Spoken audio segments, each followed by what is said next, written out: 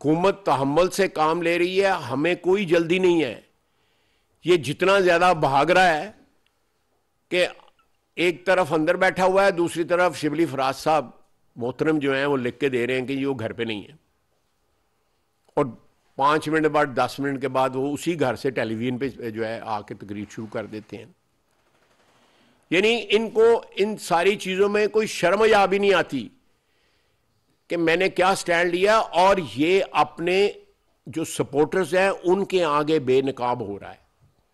उनका क्या moral level है या क्या उनकी वैल्यूज़ है, मैं उसमें कोई तबसरा नहीं करना चाहता, लेकिन जो आम आदमी इनका सपोर्टर है उसको पता लग रहा है कि ये बुज़दिल आदमी है, डरपोक आदमी है, गिरफ्तारी से डरता है।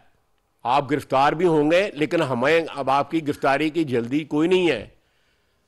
हम चाहते हैं कि इस तरह चूहों की तरह कभी आप कहाँ छुप रहे हैं, कभी यहाँ छुप रहे हैं, कभी गाड़ी में बैठ जाते हैं, गाड़ी से बाहर नहीं आते।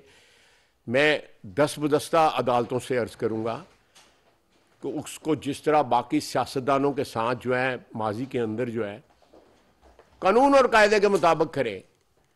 ये चीज़ ना लगे कि उनको कोई अकोमोडेट किया जा रहा है या उनके साथ कोई ऐसा सलूक किया जा रहा है जो आम शहरी को मुहैया नहीं है।